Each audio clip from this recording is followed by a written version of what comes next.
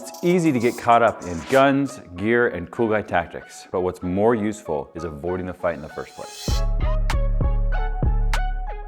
Hey, this is Jeff with Tenacor. Today we're going to talk about de-escalation. De-escalation is an important topic. Before I was involved in Tenacor, I was a police officer for 14 years. So police officers, I think the thing they are uniquely good at is de-escalation, or going into a tense, difficult situation and reducing the likelihood of conflict. At the end of the video, we're going to give you one simple tactic that I've used for great effect to help you avoid and de-escalate conflict. So for any conflict, the easiest thing to do is just walk away. So if you have an avenue of exit and there's not people who are unwilling to go with you that you care about, then you should do that. You should avoid the situation. That is the simplest and easy thing to do, is just walk away, drive away, get up and leave. Whatever the situation is, just physically avoid it. One of the things to consider if you're a gun carrier is that every conflict you get in is potentially a gunfight. If you're in conflict with someone over a parking space, is it worth staying there, having that conflict with that person, or is it better just to leave? Ultimately, that thing might escalate to that person bumping you in the chest or shoving you and pushing you, and now all of a sudden there's 3 or 4 friends and you're drawing your gun and you're shooting somebody over a parking space. For most people, their moral perspective on when to use force is more restrictive than what the law says. And so just because you can shoot somebody doesn't mean you should. Just because you can punch somebody doesn't mean you should. And there are consequences. We talked about that before. There are consequences to physical conflict. There can be legal consequences, both criminal and civil. Don't not use force when you need to, but don't use force when you don't need to, because there are consequences to that. In the United States of America, it is not common for the average person to use lethal force against somebody else. So most likely you're gonna be in the news.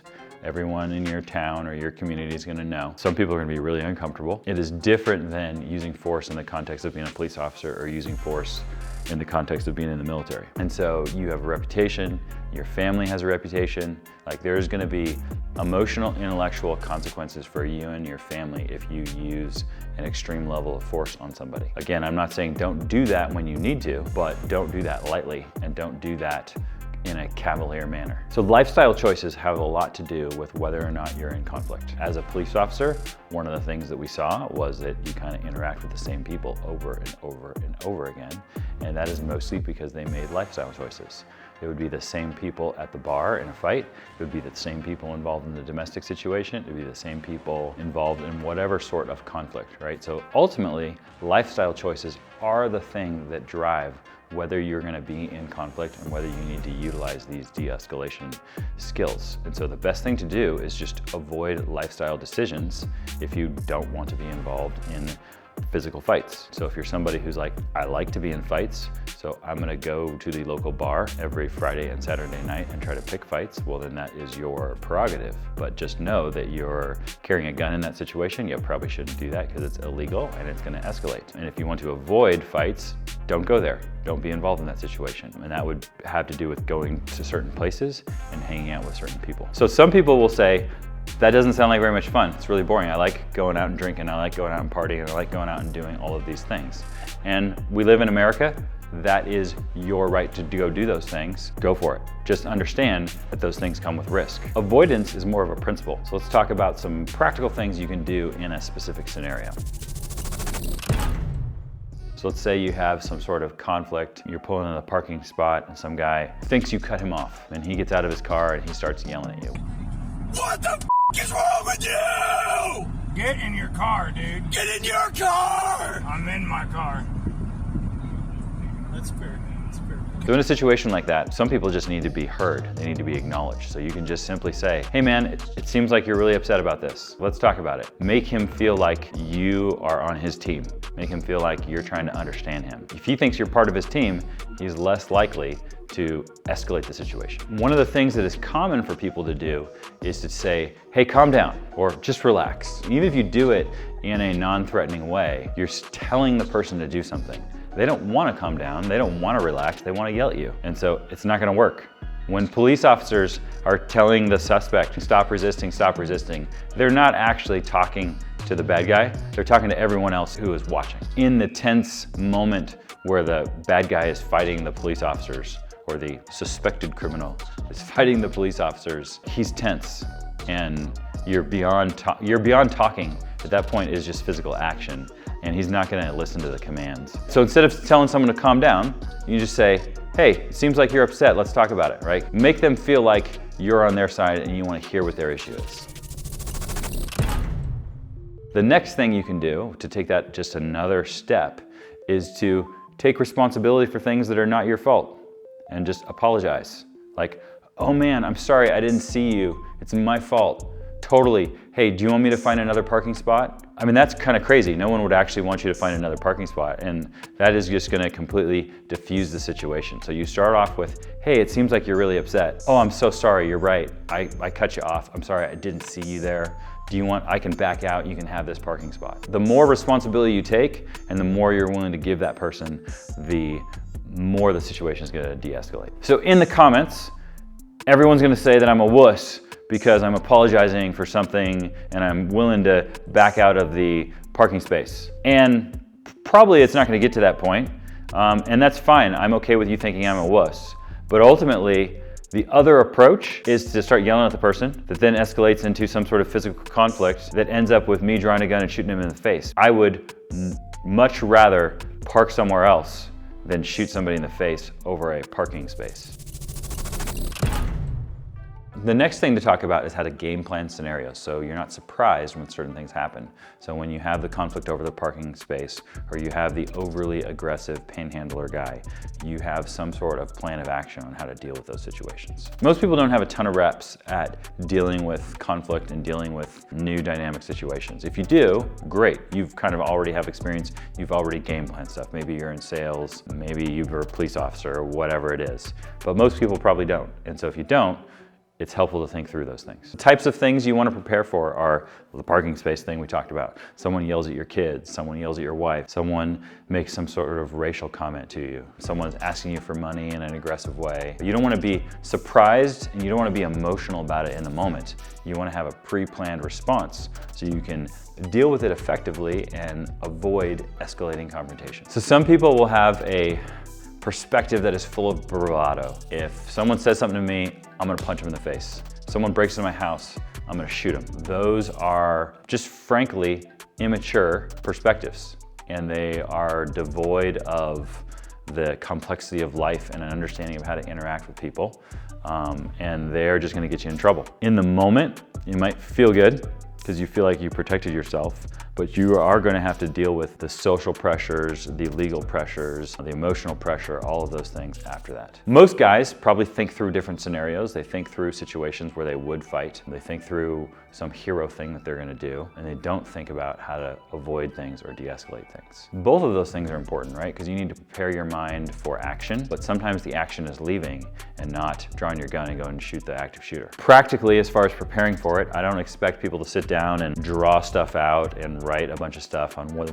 they're gonna do this and this and this and map stuff out in a sophisticated way. Probably the easiest thing to do is go talk to your wife, go talk to your spouse or your partner or whoever, and kind of at least acknowledge, hey, this sort of situation happens, I'm gonna say something like this and then we're gonna leave. Make sure everyone has the same perspective. If you do that, that also creates some social pressure because now there's an expectation of how you're gonna act. So your family or your friends expect that you're gonna act a certain way, which is gonna put you in check and hopefully help you avoid using physical violence when it's unnecessary. On the flip side though, it will also help you use, hopefully there'll be an expectation that you will use physical violence when it is necessary, right? Both of those things are things that should be game planned.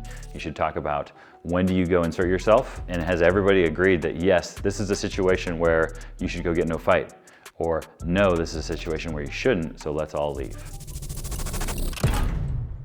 So in society, we have certain expectations. If someone asks you a question, the expectation is that you're gonna listen to the question and answer the question. If someone starts some sort of dialogue with you, you're gonna interact with that person in some sort of dialogue. Just kind of like if someone knocks on the door, some people feel like they have to answer the door, right? If someone asks you a question, they feel like you have to answer the question. And that is all just social pressure. And you don't actually have to answer the door. You don't have to answer the question. Particularly in conflict, if someone is constantly asking you questions, you are now responding to them. instead of them responding to you. Craig Douglas, in his Managing Unknown Contacts course that he does at the first night of ECQC, kind of goes into this in detail about the idea of a dialogue versus a monologue and then a dual monologue. In a tense situation, having a dialogue with someone is often not helpful because whoever is controlling the dialogue is the person who's controlling the situation. You should come up with a monologue. Monologue, I mean like the speech. Like you don't actually care about their interaction, you just care about the result of the situation. So you're gonna say the things you're gonna say, and they're gonna be rehearsed, they're gonna be practiced, they're gonna be like a tape loop. You're gonna say the things you're gonna say to de-escalate the situation and avoid conflict. And the monologue can be used as a tactic before the violence starts. It can also be used as a tactic after the violence is over. After the violence is over, you know, say you shoot somebody and you're like, stay away from him, he's still dangerous. Look around, did he hurt anyone else? You can use pre-planned things that you're gonna say in order to influence what people think about him, what people think about you, and then what people think about what happened. And by saying, stay away from him, he's still dangerous. I just shot the guy. Obviously, I'm dangerous. I'm putting all the negative attention on him, and then I'm helping to influence people's perspective around us. Oftentimes, victimizers use what is called an interview. They'll stop and say, hey, do you know how to get to this place? Or do you know what time it is? A pre-planned response is just, oh, sorry, I'm not from around here, and just keep walking. And that's super common for people who are just trying to ask for money and stuff, but also super common for people who are like trying to commit heinous violent crimes, whether it's a kidnapping or a rape or something like that. There's usually some sort of interview or grooming or some sort of interaction. And that happens in the moment on a really small micro level, it can also happen over time. And so having just a dismissive pre-planned response to those sorts of interview type questions from the victimizer is really helpful. So all that information is helpful and good, but if you're not willing to think about it and put some practice in, it can be a little overwhelming and may not be that useful to the average person. So the best and the simplest trick I can give you is this: thank you. Saying thank you is kind of a universal statement that it is nice, it is polite, it is effective, and it kind of works as a response to any statement or question. If someone says you're ugly, you can say thank you. If someone says you're dumb, you say thank you. If someone says that's my parking spot, thank you. If someone says, why'd you bump me? Oh, thank you. It is a thing that if it's expected, it makes people feel good. If it's unexpected, it unexpectedly throws people off and makes people feel good. It is a cue, and it is cued associated with the other person just did something good and you appreciate it. But it is a way to manipulate people with language and psychology to diffuse the situation and get what you want out of it. Thank you works surprisingly well in most situations. It is often the closing, so there's finality to it. So there's no follow-up to it. So if someone bumps you, they start yelling at you, you say thank you, and you leave, it is the thing that helps you to leave. There's nothing else that needs to be said after someone says thank you. Thank you, it even works with YouTube trolls.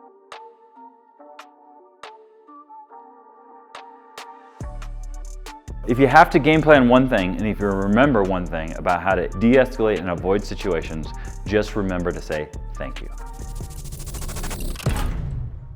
De-escalating and avoiding violence does not replace the need to execute violence. There are times when it is the required thing or it is the best thing. You should practice your martial skills and you should know how to fight. You should know how to shoot a gun. You should know how to manipulate situations to your advantage from a tactical perspective. No part of this is me saying don't do those things.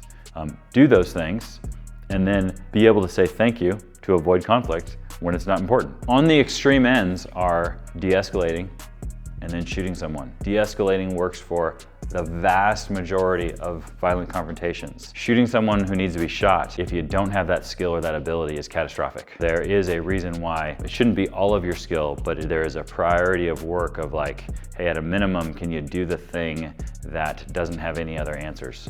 And so if you want to learn more about carrying a gun and doing it safely and doing it maturely, then go check out these videos.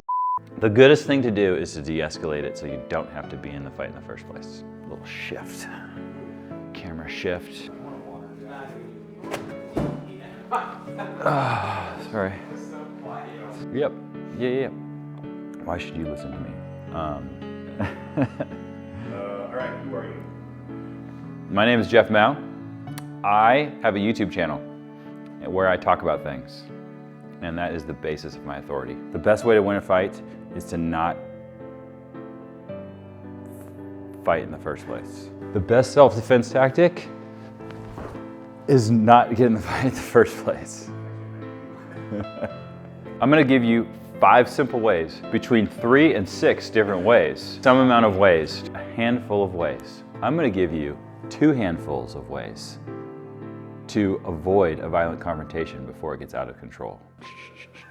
And you should do the tentacle or